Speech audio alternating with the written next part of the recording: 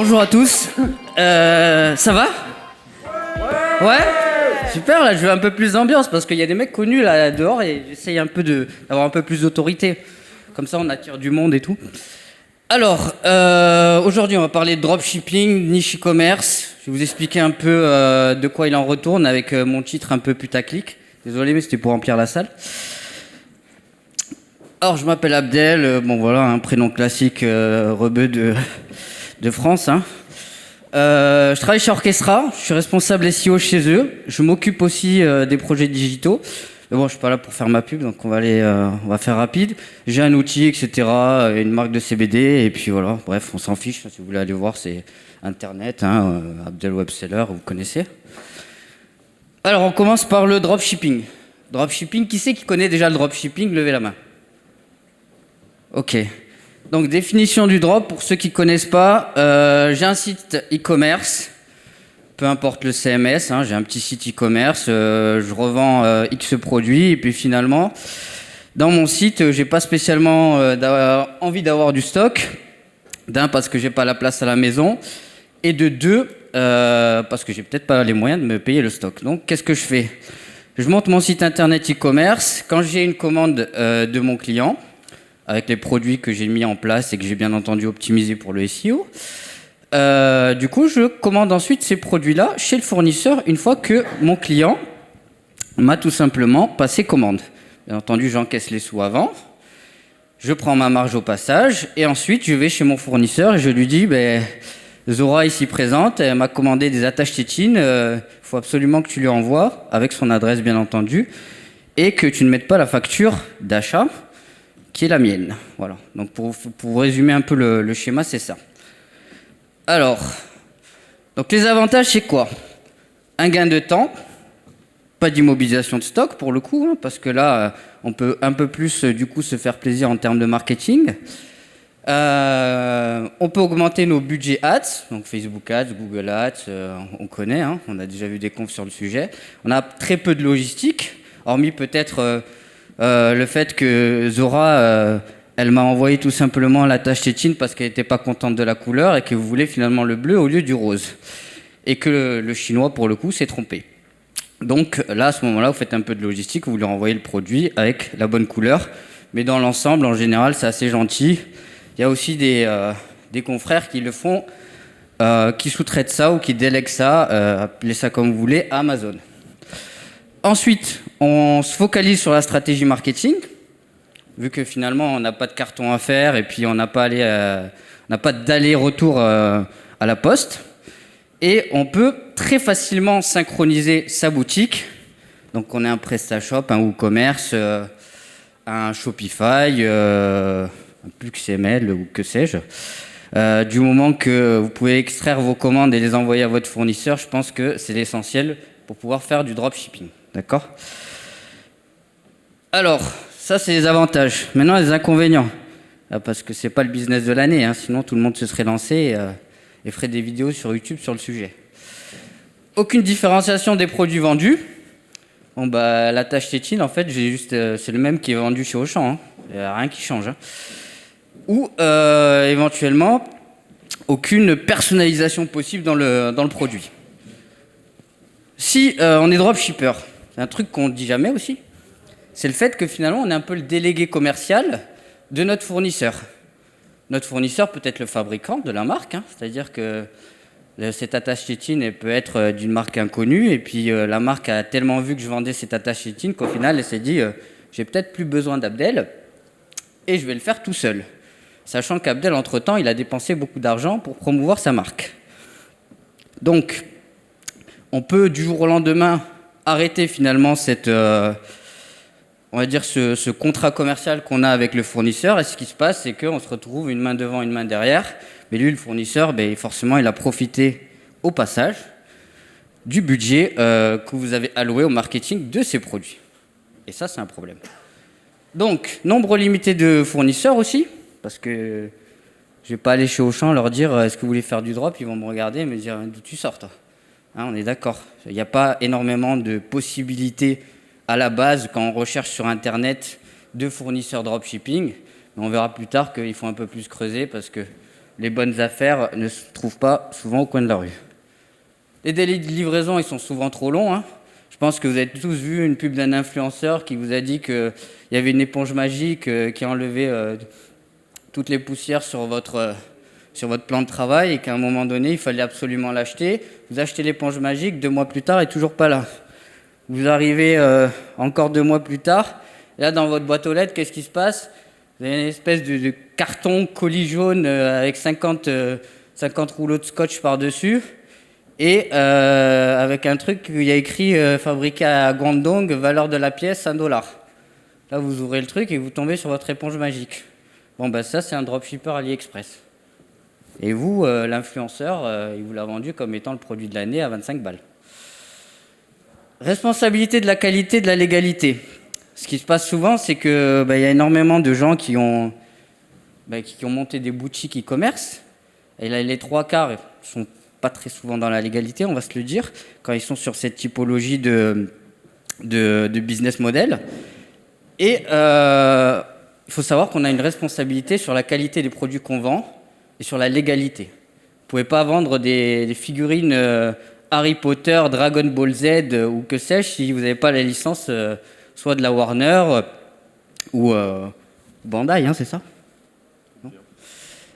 Ensuite, désillusion due aux promesses de formateurs inscrits aux abonnés absents. Est-ce que, dans la salle, levez la main, ceux qui ont déjà vu un formateur sur YouTube qui lui proposait une formation sur l'e-commerce, le dropshipping, le... Ouais. 3 fois millionnaire. Voilà.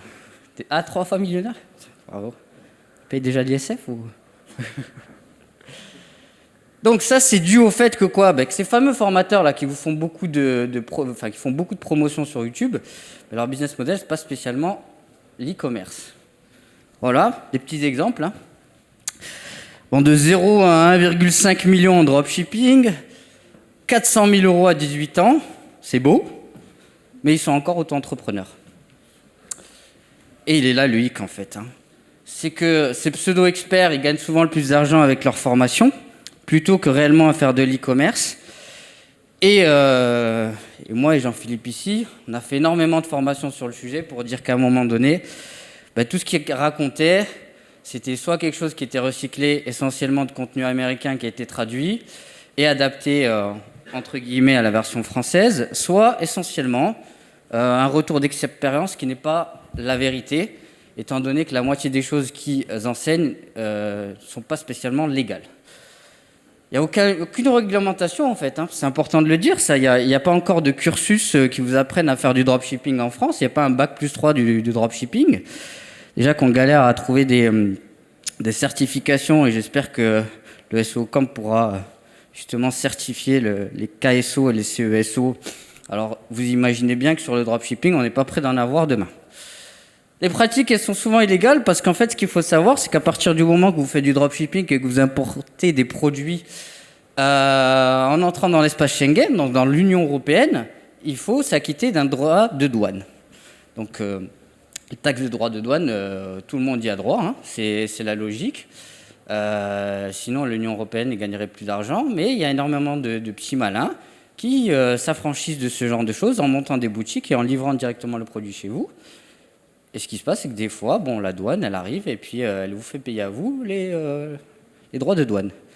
La TVA, n'en parlons pas. Hein. Étant auto-entrepreneur, on doit quand même s'acquitter de la TVA si on dépasse un certain seuil et surtout quand on fait du dropshipping. Et cette stratégie-là de finalement lancer des boutiques et essayer de gagner le million, elle est basée sur des publicités Facebook. Est-ce que quelqu'un a déjà vu une publicité Facebook un peu virale où on voit un produit, ce genre de choses? Levez la main. Ok, donc on est d'accord que ça nous casse un peu les bonbons alors que nous, on était en train de scroller tranquillement. La problématique, c'est souvent des produits qui arrivent de Chine. Et en fait, il est là le problème. C'est que on a souvent, on aimerait croire à la promesse qui est faite par le vendeur sur Facebook et finalement, on est déçu après. Pourquoi ? Parce qu'ils nous vendent du rêve, en fait. Ils nous vendent finalement un marketing au lieu d'un produit de qualité. Et souvent aussi, ici, on est dans un événement e-commerce, SEO, et il n'y a pas de stratégie SEO de ces gens-là. C'est-à-dire qu'à aucun moment, ils ont décidé de mettre en place un business avec une réelle pérennité. Il est là le problème. le problème, c'est aussi que ces personnes-là, elles vont pas spécialement vous enseigner le SEO quand vous lancez une boutique, parce que eux aussi ne savent pas faire du SEO, en fait, tout simplement. Donc, partant de là, l'histoire, elle est vite répondue, comme on dit. Alors ça fait le malheur des uns, mais ça fait aussi le bonheur des autres. Parce qu'il y a des petits malins qui font du dropshipping avec du SEO, qui vont monter des boutiques, Shopify, WooCommerce, PrestaShop, etc. et qui vont se positionner. Exemple là, un mot-clé que j'affectionne, des queues de sirène. Qui sait ce que c'est des queues de sirène, franchement? Voilà. Avant de trouver ça sur SEMrush, je ne savais pas du tout ce que c'était des queues de sirène. Pour moi, j'étais encore à...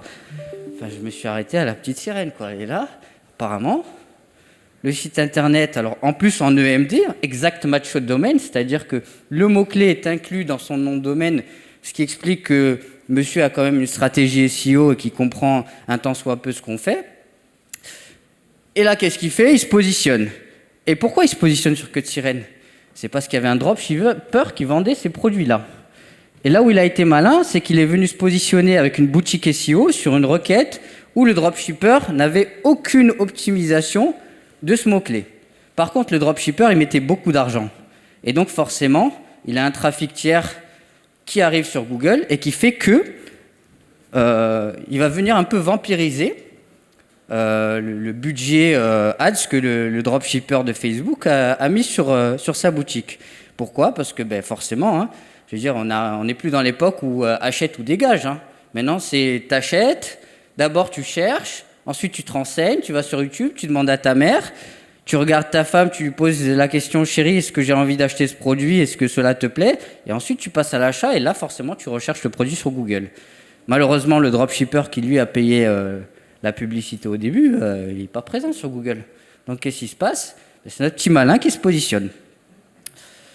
Ce qui est intéressant aussi, c'est que ce genre de stratégie, c'est assez facile à détecter. Quand on arrive sur Facebook, on arrive, on récupère le produit, on fait un Google Reverse Image, on met la photo du produit dans Google et on va voir tous les petits malins qui se positionnent sur ces typologies de produits sur Google. Et là, on sait si finalement il y a une concurrence SEO ou non.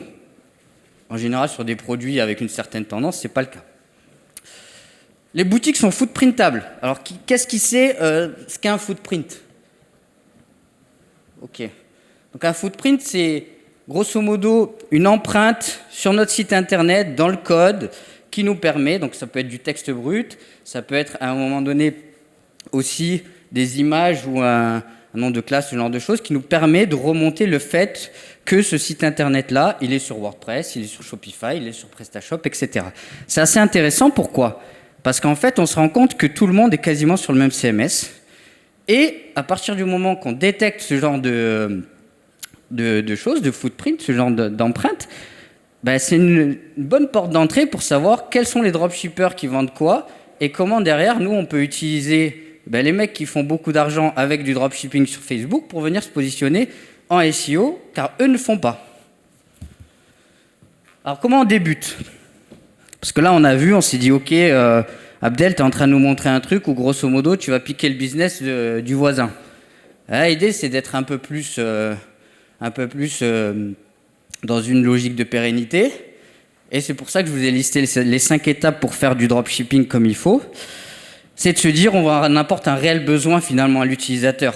Ok, Zora, elle a un gamin, elle a besoin d'une attache tétine. Bon, la tâche tétine, on va lui faire quelque chose de qualité, personnalisé. Demain, elle a besoin de changer son attache tétine. On lui renvoie dans les 48 heures et en plus de ça, on lui fait un joli mot en disant qu'on s'est excusé. Mais notre stock, il est en France.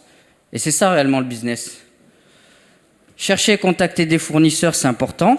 C'est pour ça que ce que je vais vous montrer, c'est de le faire avec une certaine méthodologie qui nous permette justement d'aller sourcer nos produits en Europe. Parce que finalement, en Europe, on a aussi des bons prix, contrairement à ce qu'on peut penser. Alors, on va commencer. Malheureusement, alors, je reviens juste sur la partie d'avant. On n'aura pas le temps de tout faire, malheureusement, bien que j'aurais aimé. Et on a une super conf après, donc on va attaquer les 3 premiers points. Et je pense que pour ceux qui ne savent pas optimiser leur boutique SEO, il faudra regarder la conférence de notre ami Nicolas Mercatili qui nous a fait ça à merveille tout à l'heure. Donc, on va commencer par la recherche de niche. La recherche de niche, c'est quoi? C'est de se positionner sur un secteur plus ou moins concurrentiel, mais avec une demande et auquel nous, on peut apporter réellement une réponse en termes de produits, en termes de services, en termes de qualité de service et surtout en termes d'expérience client. Et rien de mieux que l'expérience client sur Pinterest, en fait. Parce que sur Pinterest, vous pouvez voir des idées, vous pouvez voir des cadeaux, vous pouvez rechercher des codes promo, vous pouvez... Ce que vous faites sur Pinterest, c'est d'aller chercher de l'inspiration, en fait. C'est quand vous scrollez sur Facebook pour savoir si votre ex s'est remis avec quelqu'un, vous faites la même chose sur Pinterest, mais pour savoir si vous allez à Bali dans tel ou tel hôtel. Et c'est ça qui est intéressant, en fait. C'est que c'est cette approche-là qui va vous permettre, en tant qu'e-commerçant, de regarder sur Pinterest ce que vous pouvez apporter à l'utilisateur en termes de produits et en termes d'expérience. Et comment on fait? On utilise un outil qui s'appelle SEMrush. Qui connaît SEMrush, là? Je pense que tout le monde connaît SEMrush. Okay. Bon, SEMrush, vous mettez pinterest.fr dedans. Classique, hein. Il y a un trafic marque, sans marque, c'est des filtres. Donc le trafic marque, c'est quelqu'un qui va mettre Pinterest dans la requête Google. Et là, nous, ce qui nous intéresse, c'est le trafic sans marque. Pourquoi? Parce que finalement, c'est un peu un site d'autorité, Pinterest. Hein. C'est un peu le Cdiscount de l'ensemble des photos qu'il peut y avoir sur Internet. Et là, ce qu'on se dit, c'est quoi? C'est qu'on va filtrer, grosso modo, les mots-clés. On va regarder où est-ce qu'ils se positionnent en top 1, 2, 3, 4, 5. Voilà, hein, c'est ça, c'est les requêtes qui génèrent le plus de trafic. Bon, plutôt top 3 que top 5, hein, parce qu'il y a quand même un gap important. Et de là, ce qu'on va faire, c'est qu'on va ajouter des mots-clés qui vont filtrer un peu plus précisément l'intention de l'utilisateur. On en revient à ça. L'intention, c'est fait de venir, d'avoir une idée en tête et de traduire cette idée-là par une requête sous forme de mots-clés. Et là, on a un exemple de keyword, donc un meilleur, pas cher, promo, idée. Et on se rend compte qu'on a 6,7K, donc 6700 mots-clés qui ressortent. C'est une première idée. Donc ça veut dire qu'on peut déjà extraire ça dans un Excel, se les passer en revue, se dire « Ah là, il y a peut-être quelque chose à faire », aller sur Google, taper le mot-clé en question et se dire si Pinterest il se positionne en premier, ça veut dire que Google n'a pas estimé qu'un site d'autorité dans cette thématique était pertinent sémantiquement en termes d'autorité et pouvait se positionner sur ce mot-clé-là. Donc, on a quelque chose à faire, on a une carte à jouer. Ensuite, deuxième méthodologie, j'en ai parlé au SEO by Night chez Elliott il n'y a pas très longtemps. La recherche de niche avec Amazon, c'est Discount eBay.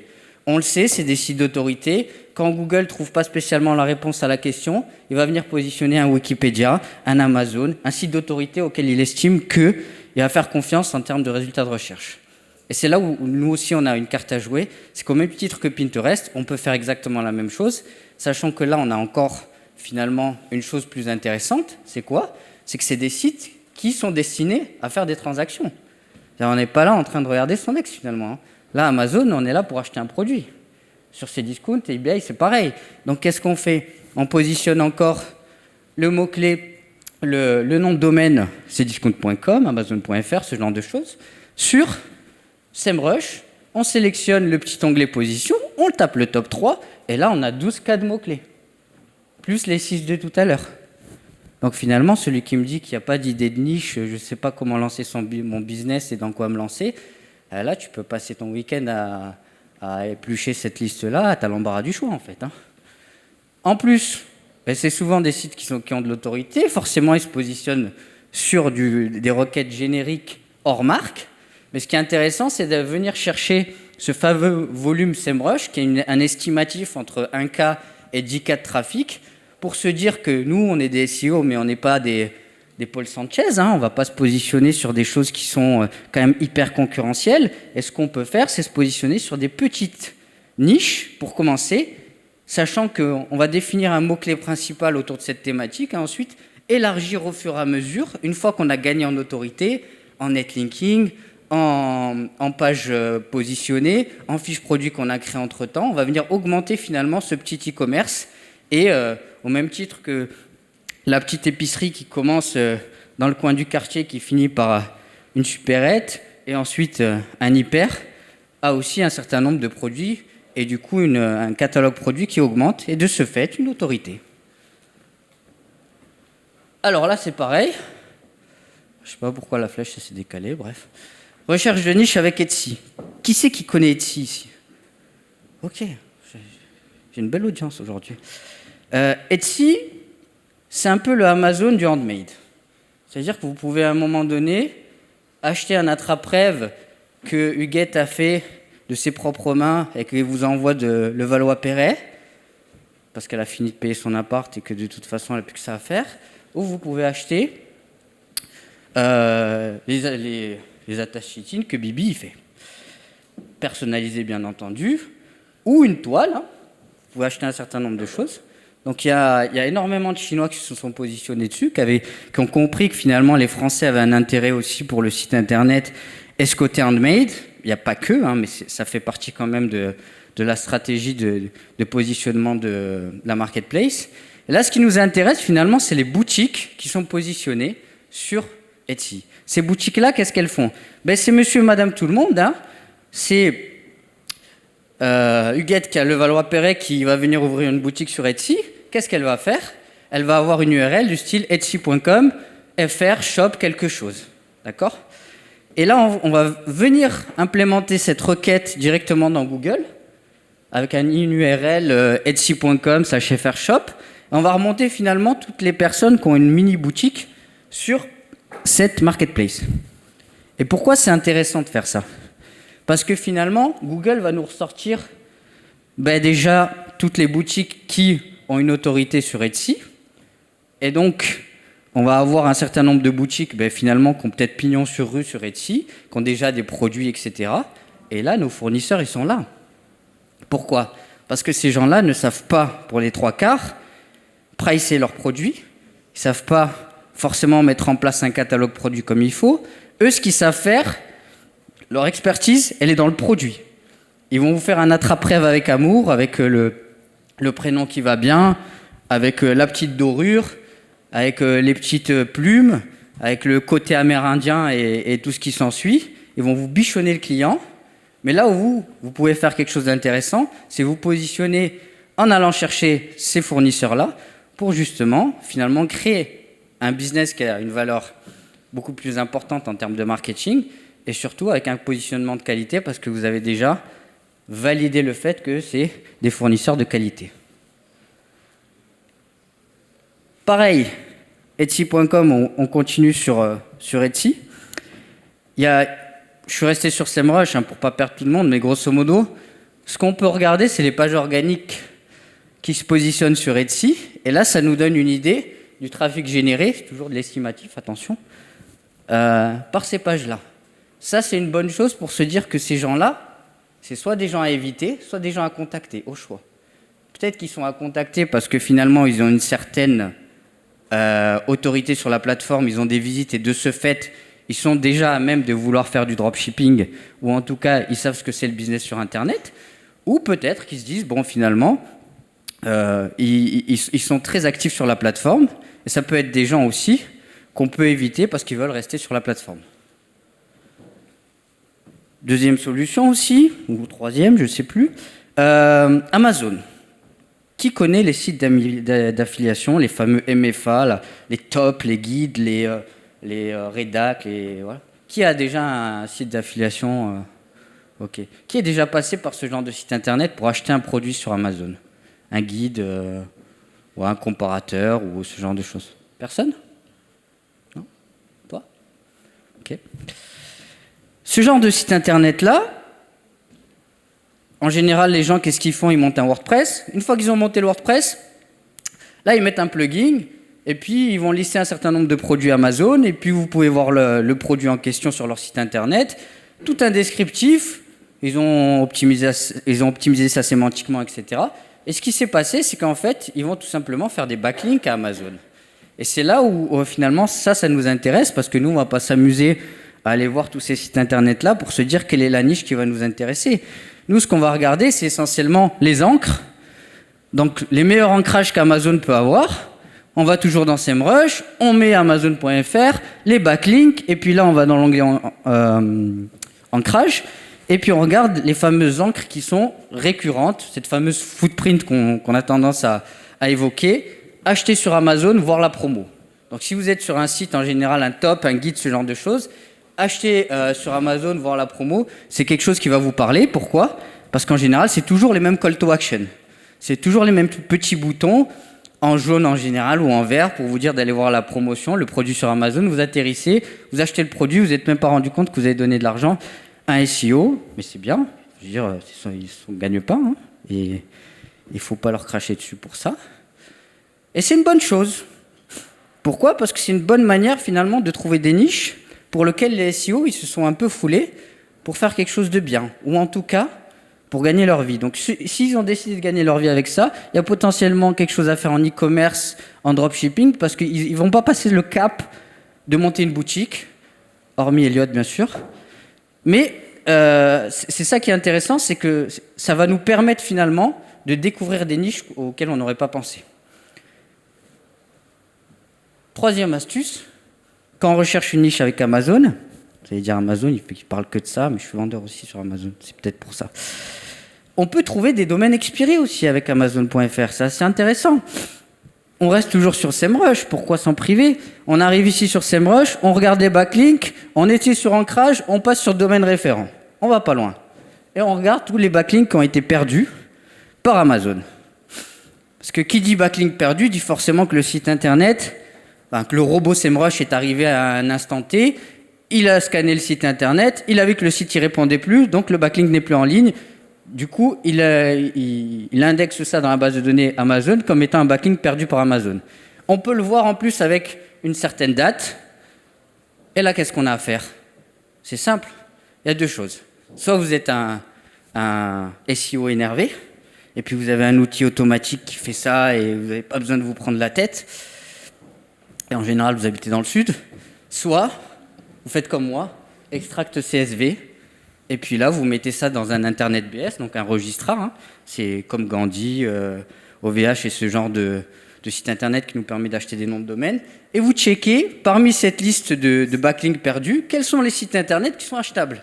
Faites ça en premier, hein, comme ça vous évite de voir s'ils ont beaucoup de backlinks, d'avoir le petit ascenseur émotionnel pour rien. Hein. Vaut mieux regarder d'abord sur Internet BS. Ok, il est achetable. On regarde maintenant si finalement il n'a peut-être pas une pénalité ou ce genre de choses. Pourquoi on va faire ça? Parce qu'en faisant ça, deux solutions. Soit on va venir agrémenter son site e-commerce en montant un petit PBN au fur et à mesure, dans la thématique bien sûr, toujours. Ou on peut réutiliser peut-être ce contenu. Parce que s'il a été utilisé à vocation, on va dire d'affiliation, il est tout aussi valable pour l'e-commerce. Ça sous-entend qu'on va peut-être gagner de l'argent, ou en tout cas en économisant, pardon. Alors que l'alcool d'hier, c'est resté encore. Et on peut se dire que là, le billard.fr, peut-être qu'on peut faire des accessoires de billard. Ça peut être une thématique. Il peut y avoir quelque chose à faire. En tout cas, on peut peut-être récupérer les articles de blog qu'il y a aussi dessus. On peut retravailler ça. Ça peut nous donner une certaine idée. Donc en faisant cette petite technique-là, on voit que rapidement, si on n'a pas les outils qu'il faut, à minima, on peut trouver aussi des idées. Dernière solution avec Amazon, c'est la possibilité aussi, finalement, de se dire que sur Amazon même, on peut être vendeur. Et on peut faire du dropshipping sur Amazon. En faisant ça bien, on peut le faire. Il y a plusieurs techniques. La première, c'est de se dire qu'on va peut-être vendre un produit qui n'est plus sur la plateforme et on va contribuer au fait que le produit soit encore présent sur la plateforme en le remettant en ligne. En allant chercher ailleurs, hein, peut-être que le produit est disponible sur Cdiscount, sur Etsy, sur Boulanger, sur Darty, que sais-je. Et en fait, Google, qu'est-ce qu'il fait? Il nous donne la footprint, en fait. Parce que quand vous allez sur un produit Amazon et que ce produit-là, il est plus disponible, quand vous êtes référenceur, vous avez tendance à regarder les footprints, se dire « Ok, ça c'est bon, le produit est plus disponible, je vais regarder sur Google. » Mais si on n'a pas tendance à le faire, on ne se dit pas que finalement, le petit mot, la petite phrase « actuellement indisponible » est quelque chose qui peut être indexé dans Google. Et c'est important de le savoir. Pourquoi? Parce qu'avec cette petite phrase-là, donc site2.amazon.fr, qu'est-ce que je vais faire? Je vais venir dire à Google, tu vas me sortir uniquement les pages qui sont dans ton index et qui sont de ce domaine-là. Et ensuite, vous mettez entre petits guillemets cette fameuse phrase-là. Le petit étoile, c'est quoi, l'astérix là? L'astérix, c'est le nombre de commentaires. Parce que vous savez tous que sur une fiche produit Amazon, vous pouvez avoir 1, 2, 3, 25, 50 commentaires. Mais si vous avez une fiche produit qui est plus disponible et qui avait 50 commentaires, ça veut dire qu'il n'y avait pas autant de ventes que le produit qui en avait 100. Et à l'inverse, si vous remettez en ligne, peut-être un produit qui avait que 10 commentaires, il y aura forcément moins de ventes que le produit qui en aura 40 ou 50. D'accord? Bon, mettez pas des hand spinners parce qu'ils avaient 100 commentaires à l'époque, mais ça ne servait à rien. Là, maintenant, vous êtes dans les choux. Mais en tout cas, on arrive à détecter une trend et se dire, bon, il y a un certain nombre de produits, Google nous aide, il y a des filtres, donc moins d'un mois, moins de X temps, etc., pour voir un peu l'indexation de ces produits, de se dire, ok, ce produit, ça fait combien de temps qu'il n'est pas disponible? Un mois, je le remets en ligne, je fais du dropshipping en créant 2 comptes, Cdiscount, Amazon, et on fait ça bien. Si vous voyez qu'il y a une tendance et qu'on peut vendre le produit, vous faites du stock, forcément, d'accord? Vous n'amusez pas à le faire sur des machines à laver, je pense qu'il y aura des petits problèmes de stock et de place. Maintenant, une fois qu'on se dit qu'on peut faire du dropshipping, qu'est-ce que je vous ai dit tout à l'heure? J'ai dit qu'à partir du moment que vous mettez en place un business avec Taopo de Guangdong, de Shenzhen ou de je ne sais où, lui, il s'en fout, il vous envoie le produit. Vous payez cash, PayPal, Western Union, ce que vous voulez. Western Union, je ne vous conseille pas, mais plutôt PayPal ou du transfert. Ce qu'il faut savoir, c'est qu'à partir du moment que vous importez un produit en France, en Europe, où vous voulez, espace Schengen, numéro EORI. Alors ça, les dropshippers sur YouTube, ils ne vont pas vous le dire, parce qu'ils ne le savent même pas eux.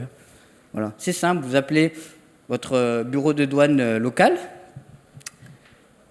En général, c'est votre numéro de SIRET, c'est exactement le même. Ça arrive, ça change, c'est en fonction des départements. Ce numéro-là, il va viabiliser le fait que vous authentifiez comme étant un importateur professionnel, en règle, et surtout enregistré dans leur fichier. Ça veut dire que demain, Zora, le gamin, il se fait mal avec la tache tétine, qu'est-ce qui se passe? Elle va se dire, Abdel, il a fait le con, il m'a vendu des produits, c'est du chinois, c'est de la camelote, etc. Et puis moi, finalement, si je n'ai pas ce numéro EORI, comme étant un importateur du produit, ça veut dire que je l'ai importé à titre de particulier. En tant que particulier, pardon. Si je l'ai importé en tant que particulier, je n'ai pas le droit, légalement, de venir vendre ce produit. C'est aussi simple que ça. D'accord? C'est important. Je vous ai mis un petit lien Bitly, là, parce qu'il était imprononçable, enfin interminable. Bitly, douane info drop. Vous avez un fichier ici, le TARIC. Le TARIC, c'est quoi? Le TARIC, c'est la nomenclature douanière qui va vous permettre de savoir exactement si vous importez un frigo, combien on paye de TVA. Si vous importez, je ne sais pas moi, un billard, combien on va payer de TVA. Si j'achète une cuisine de Chine, en espérant qu'elle est de bonne qualité, combien je vais payer de TVA. Tout ça, c'est important. Et tout ça, vous pouvez le savoir sur le TARIC, sans avoir à stresser, de se dire, bon, ça va être la roulette russe quand je vais avoir le produit devant mes yeux. Donc très important le ORI. Tout est made in China, ou presque. Donc c'est important de vérifier la qualité des produits. C'est une belle reproduction, je trouve. Donc ce qu'il faut faire, c'est quoi? Vérifier le sourcing. Voir si les produits, à la base, le chinois, il a ce qu'on appelle une commission de sécurité. Par exemple, quand vous passez chez Alibaba, vous avez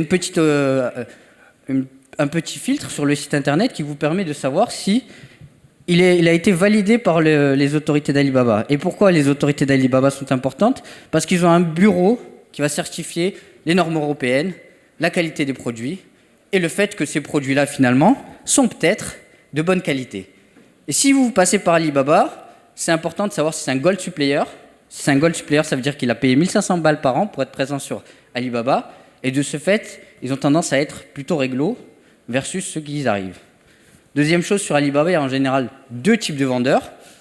Il y a le vendeur où, grosso modo, c'est lui, le fournisseur, le fabricant, ce que vous voulez.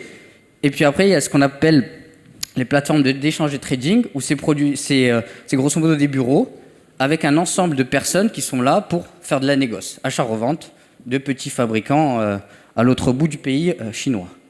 Donc très important, on vérifie toujours le sourcing, la qualité des produits et surtout les contrefaçons.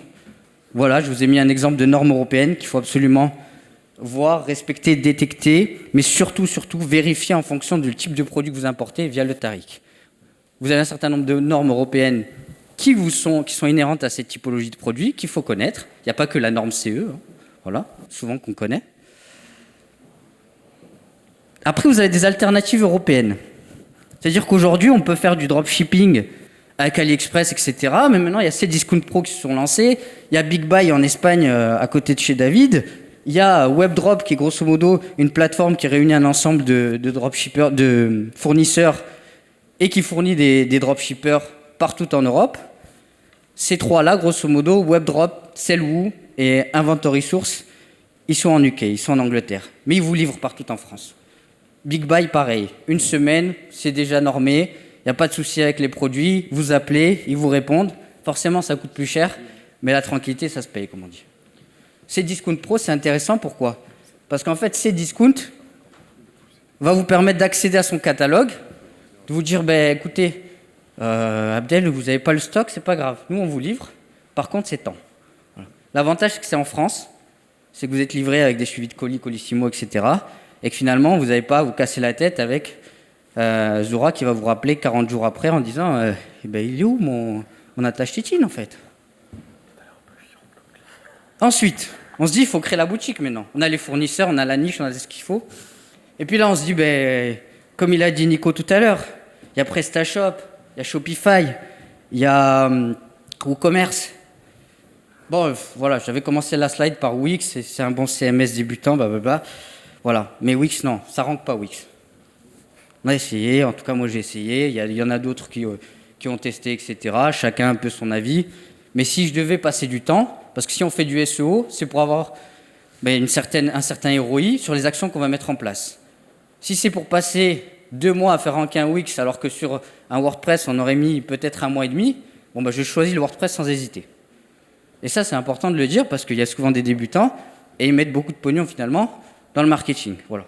Après, c'est un parti pris, ça n'engage que moi, mais il faut le dire. Donc ça, ensuite, le setup, c'est quoi? Le setup, quand on attaque du dropshipping classique, en général, on passe par... on fait la boutique Shopify, on fait de la publicité Facebook, etc. Nous, on fait du SEO. Pourquoi? Parce qu'on a suivi le SEO Camp, parce que ça fait 10 ans qu'on écoute des confs de Paul, de Patrick, d'Eliott et d'autres personnes. Et on se dit, il faut acheter des noms de domaine expirés. Pour ça, on passe par PBN Premium. En tout cas, moi, je le fais. Il y a un certain nombre de filtres. Il y a des vidéos YouTube. Cet outil, vous le mettez sur YouTube, la keyword, vous regardez. Grosso modo, c'est un outil de David, Ninja Linker. Il va vous permettre d'enlever un certain nombre il va vous permettre de filtrer un certain nombre de noms de domaines qui sont spammés déjà sur Internet, qui ont une existence tierce. Enfin, en tout cas, qui ont une existence dans le passé. Ça peut être le site internet de ma voisine qui était coiffeuse et qui a mis la clé sous la porte à cause du Covid. Ça peut être, par exemple, le boucher du coin qui s'est mis finalement à vendre de la viande maturée et qui s'en fiche complètement de faire du détail et qui avait un petit site internet. Et tout ça, c'est thématisé et on peut le remonter via PBN Premium. PBN Premium, c'est avant tout un outil qui va vous permettre de lister les noms de domaine. Après, il faut passer par des services soit on va dire d'achat-revente de noms de domaine, qui vont venir snapper, qui vont venir capturer ce nom de domaine avant, enfin au moment où il est disponible en tout cas, ou en période de pending, ce genre de choses. Et derrière, il y a des enchères où vous pouvez l'acheter directement en fonction de la disponibilité, de l'appétence peut-être pour les SEO pour ce nom de domaine-là, ce genre de choses. On a vu des noms de domaine là, qui ont été remis aux enchères, sous assez cher, mais en général, quand on est sur des sites de niche, il ne faut pas mettre 300, 500, 600 balles dans un nom de domaine. On commence petit, et puis après, on met beaucoup plus d'argent dans le contenu, les netlinking, etc. On peut utiliser la plateforme de David Shelley, qui est en train de faire une conf actuellement. Lui, il a des noms de domaine, il s'est déjà cassé la tête à trouver des noms de domaine SEO, mais aussi brandable, donc qui n'ont pas forcément des métriques SEO, mais c'est des beaux noms, qui ont peut-être pas d'autorité, mais qui sont, en termes de branding, une valeur sûre. Et ça, c'est important de se dire quand on se lance comme ça, qu'on fait les choses bien. Donc, dumpstock.com, Dropcatch, en général, on arrive souvent à avoir des .org, des .com, ce genre de nom de domaine, via ces deux plateformes-là, Dropcatch, Snapname, etc. Udot, c'est plutôt pour du .fr. Moi, je trouve que c'est un peu overpricé, c'est-à-dire qu'on a tendance à surcoter les .fr. Voilà, c'est un parti pris, à vous de voir ce que vous en faites. Une fois qu'on a fait ça, on a acheté le nom de domaine, c'est bon, on sait qu'on veut remonter la petite boutique du coin qui était une coiffeuse et on veut faire des accessoires de coiffure. On commence par créer un compte Shopify Partner. Shopify Partner, c'est quoi? C'est hyper simple. C'est tout simplement un programme qui va vous permettre de créer des boutiques de test. Une fois que vous avez créé la boutique de test, qu'est-ce que ça va vous permettre de faire? D'éviter de faire les conneries que les trois quarts des gens, excusez-moi du terme, font. C'est d'indexer la page admin, la page welcome, ce qu'on a vu tout à l'heure, les catégories, ce genre de choses qui ne sont peut-être pas dans l'instant T SEO friendly parce que vous êtes en train de créer le site. Donc vous créez Shopify Partner, c'est gratuit, vous pouvez enregistrer 50 sites internet. Il y en a qui se sont amusés à faire des PBN dessus. Bon, maintenant ça y est, hein, la fête est finie. Ils ont décidé que c'était plus des sites de test et qu'il fallait absolument que ce soit des sites de test. Et il y a un mot de passe qui est obligatoire pour tous les comptes Shopify Partner. Donc Google, exit. Une fois que vous avez créé votre compte Shopify Partner, c'est gratuit jusqu'à ce que vous lancez le site. C'est-à-dire, dès que vous l'avez mis en ligne, là, vous payez 29 €, c'est que vous avez tout le temps de créer finalement votre site comme il faut. Vous ne payez pas l'hébergement, c'est gratos, ça fait ta bibi. Une fois qu'on a fait ça, on attaque la config.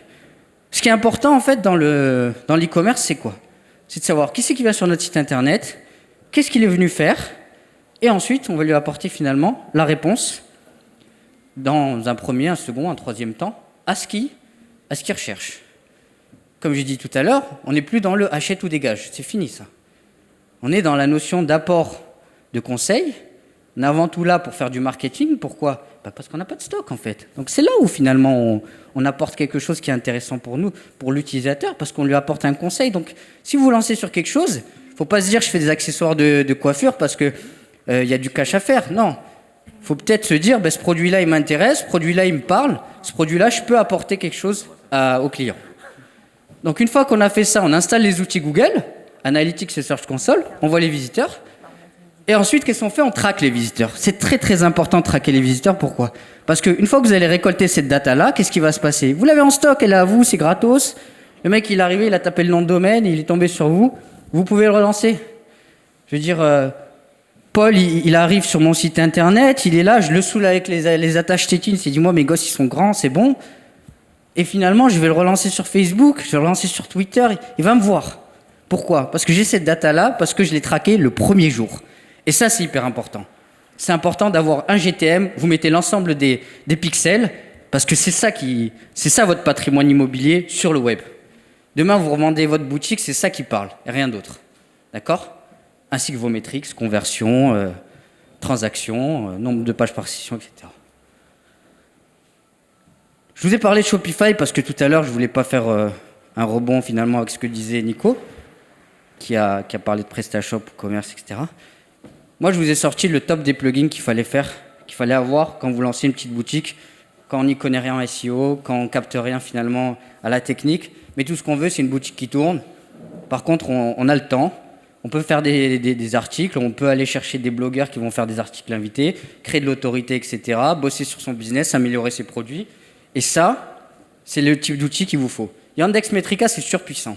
Vous installez ça, c'est gratuit, c'est équivalent d'un Hotjar ou d'un Content Square, pour ceux qui connaissent pour des gros outils. Nous, chez Orchestra, Content Square, ça coûte une blinde. Yandex, c'est gratuit, vous pouvez mettre ça où vous voulez sur votre site internet, via GTM. Et qu'est-ce que vous faites en fait directement? Ça va vous permettre de traquer, d'avoir des petites sessions de replay de vos utilisateurs. Et on n'a pas tendance à tester son site internet. Avec Yandex, on voit de suite s'il y a un bug, un problème, ce genre de choses. Tracking Elite, ça va remonter le numéro de suivi de vos colis. Willio, c'est quoi? C'est un peu la petite roue de la fortune que vous voyez souvent là. On vous propose finalement peut-être un code promo, quelque chose à gagner, etc. Là, on va activer la rétention, on va se dire que le client, on le retient avec un code promo. Une fois qu'on l'a flagué, on a son adresse email. Même si le mec n'a rien acheté, on a son adresse email. Et puis là, on va pouvoir le travailler en emailing et rentrer dans une stratégie de content, etc., de relance. Feed for Google, c'est pour exporter finalement son flux produit. Digital Download, c'est pour de l'e-book. C'est un peu ce qu'on retrouve sur WordPress, ce genre de choses. À la fin du checkout, vous lui proposez finalement d'acheter l'e-book qui va bien, parce que vous êtes dropshipper. Mais peut-être que la notice, il va la recevoir en anglais ou parce que vous l'avez acheté sur Big Buy. Donc c'est important aussi d'avoir cet apport de valeur où on va venir travailler ce côté-là, créer un e-book en français qui va être un peu la notice d'utilisation et les best practices de l'outil qu'on vend. D'accord? Parce qu'on ne fait pas que de l'achat-revente. Toujours dans le conseil. Bundle product. Zora, tout à l'heure, elle était là, elle avait une attache tétine. Maintenant, qu'est-ce qu'on lui vend aussi? Ben, on va lui vendre le tour de lit. On va lui vendre le ciel étoilé. On va lui vendre tous les produits que bébé a besoin et qui pourraient être finalement un complément de son besoin dans l'instant T. Pourquoi? Parce qu'elle est en train de faire la chambre du petit. Et c'est important. D'accord? Et ça, vous pouvez le faire avec Bundle Product. Abandonment Protector. Désolé pour l'anglais, hein, j'ai un accent foireux. C'est un super outil, pourquoi? C'est les relances paniers, je pense que tout le monde connaît. Mais là, on va un peu plus loin. On le travaille autrement, on peut finalement configurer et faire un peu beaucoup de scénarios qui vont nous permettre de relancer les gens comme on veut. Ok? Voilà, j'ai fait un peu le tour. Le reste, c'est pour du JSON, des rich snippets, les fournisseurs, ce genre de choses. Ok? Pour finir, Shopify, c'est nul en SEO. Ok, c'est nul en SEO, il n'y a pas de souci.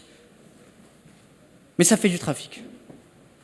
On ne peut pas toucher le robot TXT, il n'y a pas de problème. On ne peut pas toucher le HT Access, un pack c'est au log, c'est foireux. Bref, on entend des vertes et des pas mûres. Mais ça rank. Qu'est-ce qui est important? Chiffre d'affaires. Ce que j'encaisse. Ce que les clients encaissent. Quand on fait des prestats pour eux. Et c'est ça qui est important. 28 RD, c'est peanuts. Quand on sait les SEO en général, avec 28 RD, c'est fait demain. 4-5 annuaires, un peu de web profil, beaucoup d'articles sponsor, un bon maillage et boum.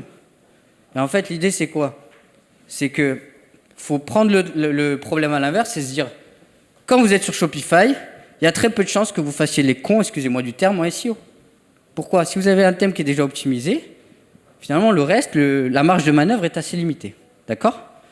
Donc, du coup, il y a beaucoup de mecs qui sont totalement débutants qui rankent. Voilà. Ah oui, on ne va pas ranker sur Poker, parce qu'on n'a pas l'infrastructure.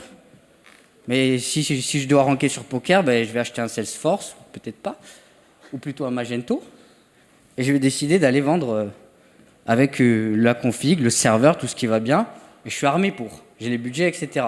Mais quand je suis un petit commerçant que je débute, Shopify, ça fait le job. Voilà. Faites attention aux plugins, n'achetez jamais rien qui ne va pas vous servir, d'accord? C'est très important ça, parce que finalement, ça va alourdir la note. Et la seule chose que ça va faire, c'est quoi? Ça va vous faire perdre du temps, de l'argent et surtout de la motivation.